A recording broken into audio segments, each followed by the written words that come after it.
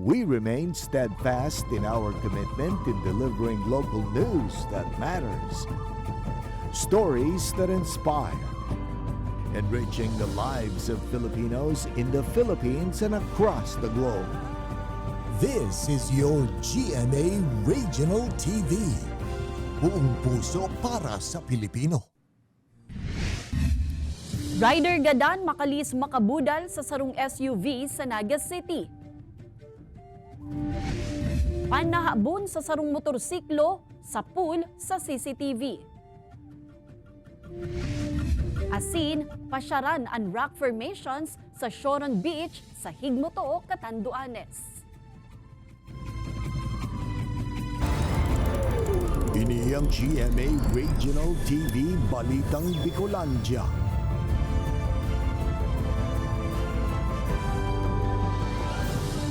Diyos marhay na hapon mga kapuso, uninaan Balitang Bicolandia. Hatod miyan pinakadarakula asin pinakabagong mga bareta sa Kabikolan. Kami ang tropa nin katotohanan, mahatod nin mga baretang mayong pigkikilingan, mayo nin pigpoprotehiran. Live, halik digdi sa GMA Complex sa Naga City, ako po si Kate Dolovieres. BFAR Bicol asin mga otoridad sa Matnog Sorsogon na kumpirmar ang pagpapabakal nin pating sa sarong merkado publiko sa lugar. Ahensya urog na papahiguton ang pagbabantay sa mga merkado asin fish landing tanganing malikayan ang mga siring na insidente. Tutukan sa report ni Chris Novello. Nagkondusir ang BFAR Bicol in validation as in inspection sa sarong merkado sa Sorsogon. Inikatakod kan sarong post sa social media kung saan pigsasabing iguan din mga pigpapabakal na pating sa merkado. Sigon sa ahensya, ang nasambitan ng mga pating ang sarong coral cat shark as in white tip reef shark ang nahiling sa merkado. Ang white tip reef shark ang klasipikado ng vulnerable species. Protektado man ilikan RA 10654 asin sarong international convention huli sa pagbabakan sa indang populasyon. Alagad day man gabos na species nin pating, ang pagpapangalan na kupon arogan coral cat shark alagad, bawal man giraray ang pagpabakal digdi. Pero covered siya ang pagpabakal as in ang pagnakop, covered siya ng other applicable regulations. On the other hand, ito pong white tip reef shark, classified siya as vulnerable species sa CITES. So, ibig sabihin, strictly na ipinagbabawal ang pagtakop as in pagpabakal ka ining species na ini. Katakod kan insidente sa Matnog, masigot pang pabantayan kanahensya ang mga merkado sa bilog na rehiyon, magin ang mga fish landing nga ng mabagat at sa malikana ang mga siring na insidente. Mapaskil man ang ahensya nin posters sa mga merkado, nga ng maaraman kan mga parasira asin publiko ang mga pinagbabawal na kupon asin ipapakal na sira. Napakahigpit ng Matnog sa pagdating sa law enforcement, sa fishery law enforcement. Actually, may yung pantay dagat namin dito, 19. Naka-assign yan dito sa opisina ko. May penalidad na 300,000 hasta 1 million pesos asin pagkakakulong ng 5 sa 8 taon ang penalidad sa sisay man na papapatunay madakop, magpabakal asin matransportar sa nasambitan ng mga hayop. Ini si Chris Novello, Balitang Bicolandia. Babae sa Daet Camarines Norte gadan makalis ibalibag subuot kan mismong mister makalis na mag-iwal. Sospek pinahimutikan ang akusasyon laban sa iya. Tutukan sa report ni Rosie Nieva. Gada ng 48 anyos na misis, makalis ibalibag subuot kan sa iyang 46 anyos na mister sa Banwaan kan Daet Camarines Norte. Nangyari ang insidente sa luwas kan garbage hauling facility sa Barangay Dugongan kung saan parehong nagtatrabaho como garbage collector ang mag-agom. Sigon sa Daet MPS, huri na kana i-report sa inda ang insidente, alagad ka nagresponde sa lugar, naabutan paninda ang sospek, antas paman ining makahali. Sigon subuot sa saros sa indang witness, huring nahiling ang mag-agom na nagiiwal hasta sa binuhat kan lalaki ang sa iyang misis asin ibinalibag na nagresulta para mabagok ang payo ka ini. Medyo pangit tingnan natin dito kasi yung pangyayari nung gabi na nagkaroon na ng heated argument yung mag-asawa, hindi nagkaintindihan. Ngayon may nangyaring insidente na naibalibag ata ang terms na ginamit sa atin na balibag ng lalaki yung asawa. Alagad pinahimutikan nini kanasambitan ng suspetsado. Hindi po, hinawakan ko siya dito sa may partente, ang binuhat ko siya palabas ng gate. Kasi nga ayaw ng mga kasama ko maingay doon sa likod sisigan, daldal niya doon. Ngayon, pag labas ko sa kanya sa gate, sinarado ko lang yung gate. Makalihis niyang sarahan ang gate, naglaog giraray ang biktima. Hasta sa narisan niya na may dugo ini, kaya idinalagan niya sa ospital alagadain na naisalbar pa ang buhay. Sangun niya nasa kustodiya na kan kapulisan ng sospek mantang nahahampang sa kasong parricide. Ini si Rosie Nieva, Balitang Bicolandia. Rider nin motorsiklo dead on arrival sa ospital kan makabudal sa sarong SUV sa Naga City. Mantang van driver gadan asin 10 iba pa lugadan sa banggaan nin truck asin van sa banwaan nin Ragay. Ini asin an iba pang detalye tinutukan ni Chris Novelo. Dead on arrival sa ospital ang sarong rider makalis makabudal ang pigmamaneho kay ining motorsiklo sa sarong SUV sa barangay Concepcion, Pequeña, Naga City. Sa pag-imbestiga kan kapulisan pasiko sa sarong hotel ang SUV kan mabodalan kan motorsiklo nagikan sa direksyon kan Concepcion Grande. May initial settlement naman subot ang pamilya kan rider asin driver kan SUV. Sa Ragay, Camarines Sur, gadan ang driver kan sarong van mantang lugadan ang 10 kay ining pasahero makalis makabanggaan ang sarong truck. Sa pag-imbestiga kan Ragay MPS pasiring sa Metro Manila ang truck mantang pasiring sa Naga City ang van kan mangyari ang insidente. Posibleng napaturog subot ang driver kan van na nagresulta sa aksidente. Ito pong van ay pumasok po sa ganyan ng truck. Kaya bali yung driver po ng truck, nag-try pa naman pong umiwas sana. Kaya lang tumama talaga yung van dun sa kaniwang side ng bumper ng truck. Nagkaareglo naman ang kumpanya kan truck asin mga biktima. Sa Bato, Camarines Sur, lugadan man ang sarong babae makalihis mabodalan ng motorsiklo sa barangay San Miguel. Nagbabaliw sa bot ng tinampo ang babae kan mangyari ang insidente. Tulos man na responden kan motoridad ng babae na nagpaparahin ng ngunyan sa ospital. Mantang nagkaareglo naman ang biktima asin imbueltong rider. Sa Pulangi, Albay, nag-head-on collision ng sarong pampaserong bus asin truck sa barangay Balangibang. Tinwersang rauton kan motoridad ang bintana kan bus nga ni makababaan mga pasahero kan lunadan. Lugadan ang 11 pasahero kan bus mantang lugadan man ang driver asin painante kan truck na tulos man ay dinalagan sa ospital. Sangon niya nagpapadagos pa ang investigasyon kan motoridad sa insidente.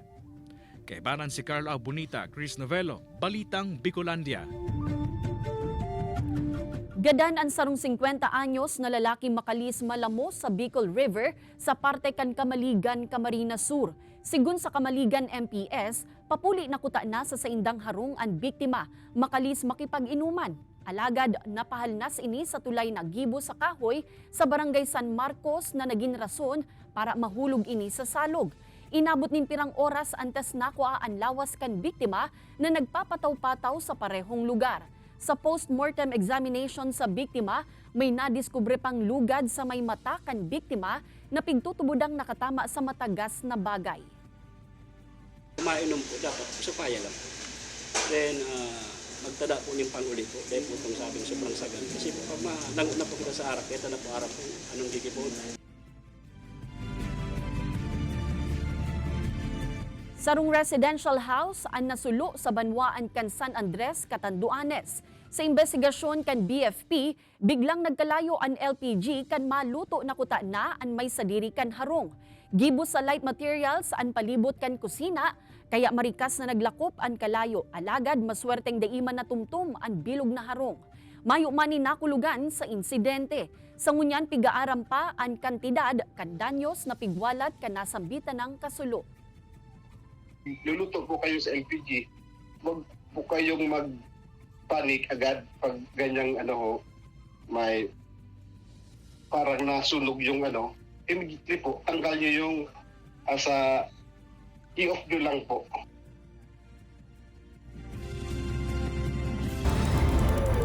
Ini ang GMA Regional TV Balitang Bicolandia.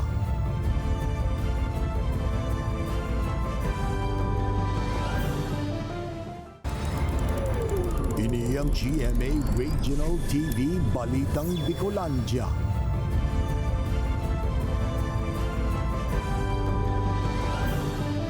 Sarong Sarong grupo nin mga kababaihan gikan sa manlain-lain na parte kan Bicol Region ang naglilibot sa mga probinsya tanganing itulod ang mga programa dapit sa breastfeeding.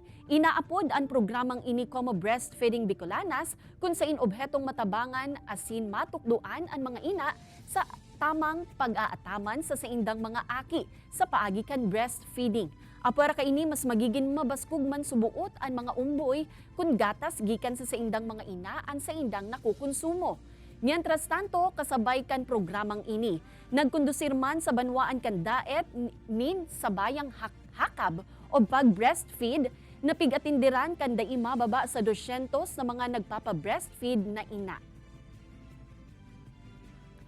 We focus on the sector of the mother support para gumagabay, nagtuturo at sumusubaybay sa mga nanay na nanganak na hindi nila alam ang magpasuso. Department of Health nangapudan sa mga magurang na pabakunahan ang saindang mga aki kontra sa man iba-ibang helang. School-based na pagbabakuna plano man nagibuhon kan ahensya. Uya ang report ni Chris Novelo. Buon kan pagkaaki kompleto sa bakuna ang napat na aki ni Rochelle. May subot siyang pagalangan na pabakunanan sa iyang mga aki ding hulit aprobado na niya ang mga bakunang ini na ginamit man subot kan sa aki pa. Para po nga ni protection po sa inyo. Nangayon dahil sila magkahilang. Araw ka ini ang pigtutulod kan Department of Health Bicol kung sain iniingkaminar kan ahensya ang mga magurang na ipa-fully immunized ang sa inda mga aki kontra sa mga vaccine preventable diseases. Ang mga helang na iniiyo ang measles, rubella, tetanus, diphtheria asin iba pa. Ngunya na bulan ng Agosto pigo-obserbar ang National Adolescent Immunization Month kung sain kinakaipuhang mag-aigwaning booster dose kontra sa nasambit ng mga helang ang mga aki. So, bakit tayo nagbibigay ng booster dose? Siyempre, di ba, para madagdagan yung proteksyon ng bata, mas lalo nating mapalakas yung kanilang immunity laban po dun sa measles, rubella, tetanus at sa diphtheria. Sigon kay Dr. Briseño, ang daig pagpapabakuna pwede magresulta sa outbreak asin madalang helang siring kan cancer. Sa huring community-based immunization kan ahensya, 83% kan mga aking edad sa 1 sa 7 anyos ang nabakunahan kontra measles, rubella, 77.14% sa tetanus, diphtheria asin 1% sa HPV. Katakod kay ini para mas madagdagan pa ang mga aki na bakunado kontra sa nasabing mga helang, plano man kan ahensya na paiwasan pa ang school-based immunization sa rehiyon puon sa bulan ng Oktubre. Ini si Chris Novelo, Balitang Bicolandia. Arestado ang 33 anyos na lalaking driver makalis makuanan ng iligal na droga sa Matnog Port sa Matnog, Sorsogon. Sa report kan mga otoridad, mantang nasa laog kan Philippine Ports Authority ang suspect para sa body inspection antes maglunad sa barko, igwani nako ang sarong sachet kan pigtutubudang shabu asin iba pang mga drug paraphernalia sa pouch kaini. Tulos man na nagresponde ang PNP asin PIDEA sa lugar. Napag-araman na mabalyukuta na pasiring sa Samar ang suspect.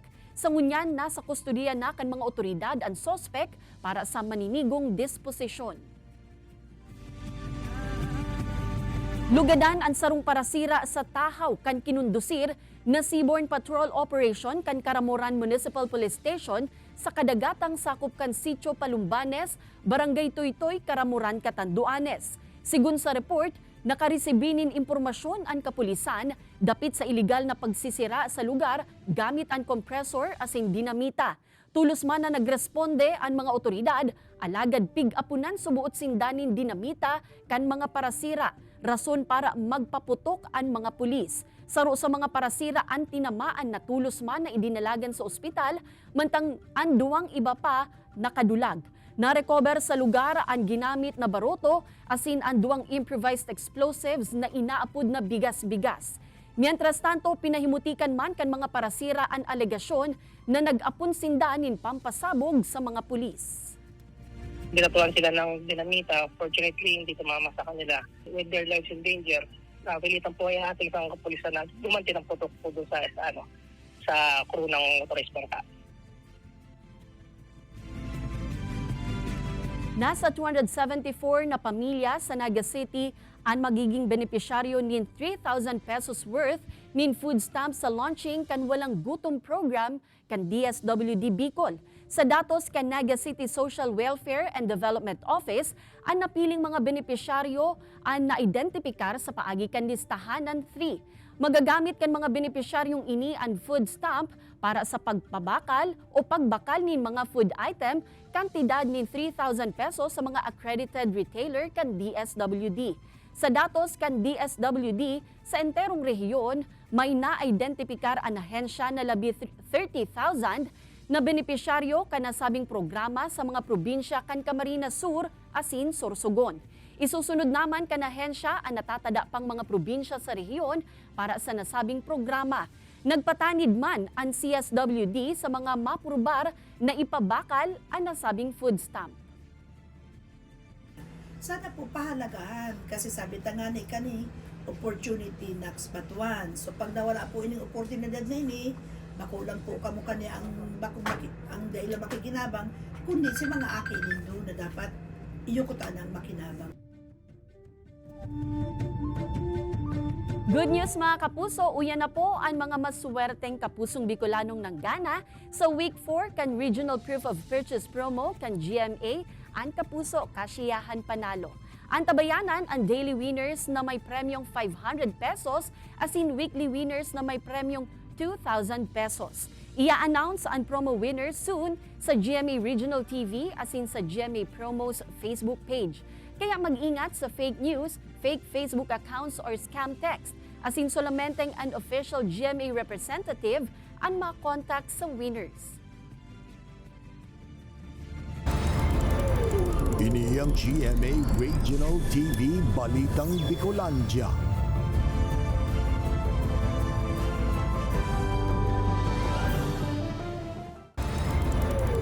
Ini ang GMA Regional TV Balitang Bicolandia.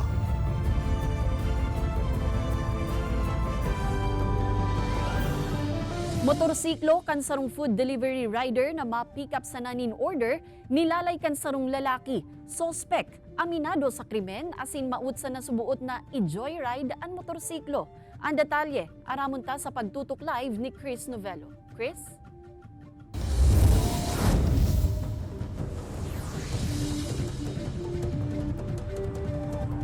Kate, dakulaan pasasalamat kan delivery rider sa mga otoridad sa marikas na pagkakarecover kan sa iyang motorsiklo na isubutan sa iyang ginagamit komo pangtustos sa araw-aldaw na komo sarong working student.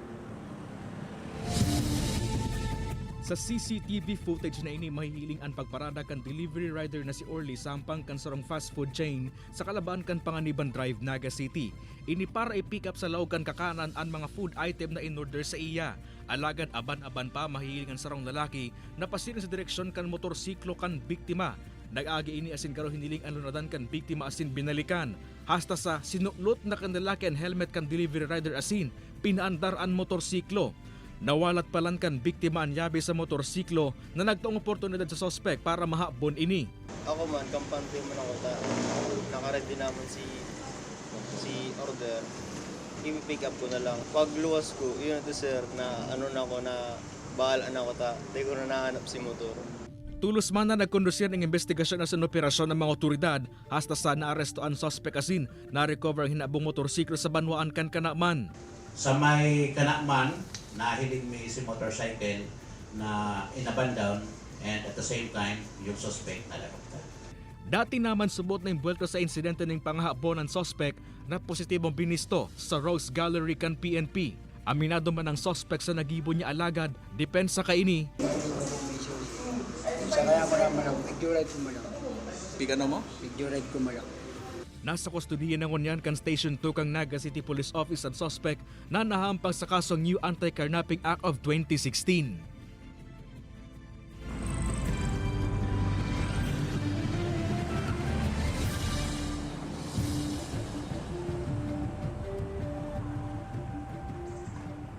Kate, desidido man ang biktima na magsunod din maniligong reklamo duman sa sospek. Pagtubod man Kate kan mga otoridad na may mga kaibanan pa ining sospek din hulita na-recover si delivery box kan rider sa Banwaan ni Magaraw and itong motor na-recover sa Banwaan ni Nakanaman, Camarines Sur. Ang pagiramdupakan mga otoridad sa mga motorista, nalikayan itong idle parking, malikayan ang mga siring na insidente. Kate? Alright, Jos Mabalos, Chris. Pigsyarto kan Prime Water Camarines Norte na mayong dapat na ikahandal asin salbadong inumon ang tubig na gikan sa saindang mga linya. Ini makalisi tahon kan pirang konsehal kan banwaan kan daet ang PWCN huli sa paggamit kan water service provider nin asbestos cement pipes sa saindang mga main pipes. Sigun sa mga opisyal, endot nang napatunayang igwang negatibong epekto sa salud kan tao kung an asbestos ang nakakahalo sa pigiinom na tubig. Huli kay ni tinauan doon kan Prime Water na salbado ang tubig digdi huli ta regular man ang pigigibo nindang water sampling. Sa ibong kaini nasa proseso naman subuot sinda sa pagribay kan mga AC pipes. For the next years po ni Prime, so i-replace po yan. Though sa tagal naman na po na naandito yung ACP pipe sa Camarines Norte. And wala namang, major impact na nagkaroon ng sakit. Naga City Police Office nagkondusir ning community outreach program como selebrasyon kan National Heroes Day. Uyan report. Kasabay kan pagkomemorar kang National Heroes Day, nagkondusir ning community outreach program ang mga personay kang Naga City Police Office sa Plaza Rizal asin Plaza Quezon. Apuer sa pananaon ng IEC materials na nauman ng mga otoridad nin fuel card asin grocery items sa piling benepisyaryo. Pagpapahiling subot ini kan pagbistokan mga otoridad sa pigmimimirar ng mga makabaagong heroic ang nasyon. Sa Ligao City, Albay, nakisumaro man ng Ligao City LGU sa pagkomemorar kang Heroes Day. Kaibaan uniform personnel asin Ligao Women's Club asin Boy Scout of the Philippines nagdulot ang mga inining burak sa monumento ni Dr. Jose Rizal asin Fallen Sons of Ligao. Pag-inikan sa indang pagbisto asin pagpapasalamat sa naging kontribusyon kan mga heroe sa katalingkasan kan nasyon kontra sa mga mananakop. Yes, today we honor our heroes and we remember them. And we remember their valor, we remember their dedication and their bravery. And with this, it's a reminder for us also that us today, we have to also uphold and work what our heroes did to maintain our democracy. Kay Banan si Carlo Abunita, Chris Novello, Balitang Bicolandia.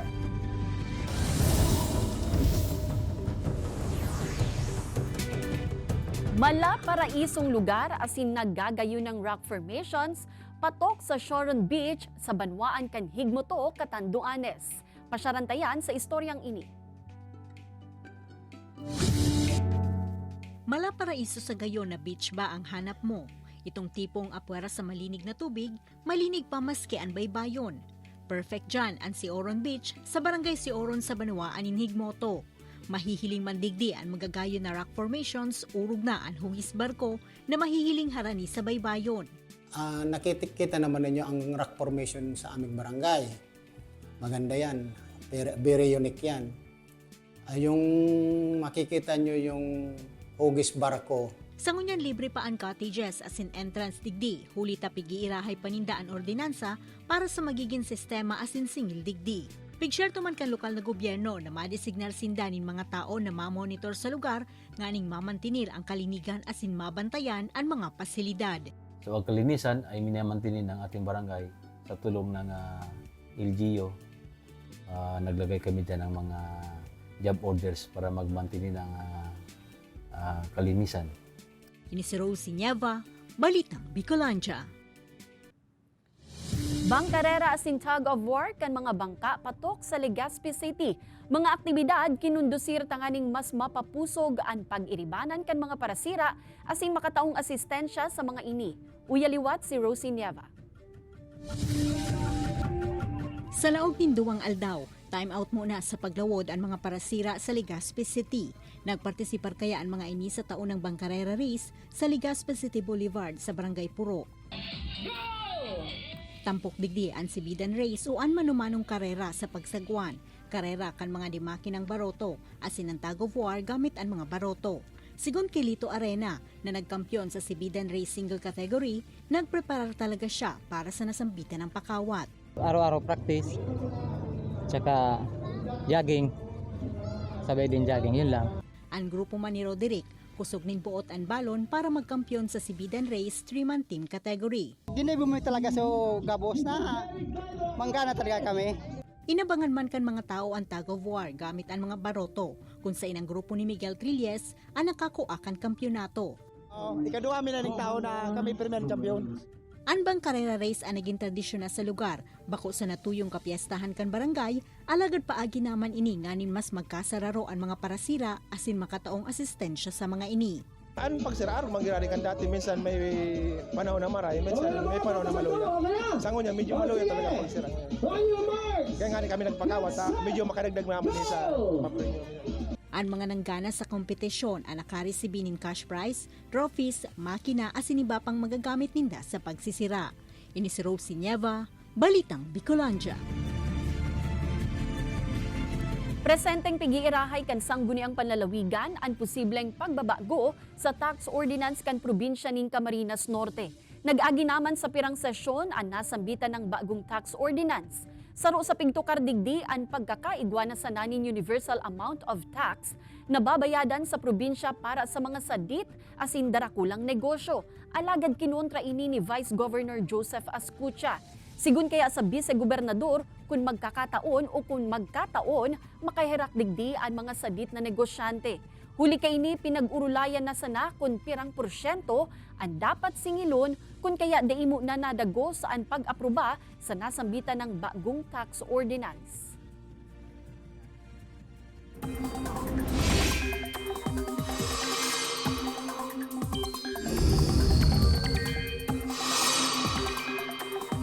Mga kapuso, uuranon ang dakulang parte kan nasyon huli sa habagat asin localized thunderstorms.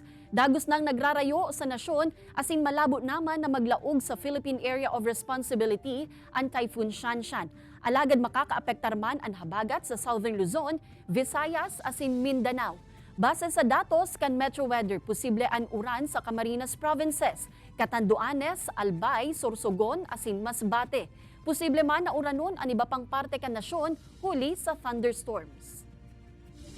Madadalan ang episode na ini asin iba pang pinakahuring lokal na bareta sa official website kan GMA Regional TV, www.gmaregionaltv.com.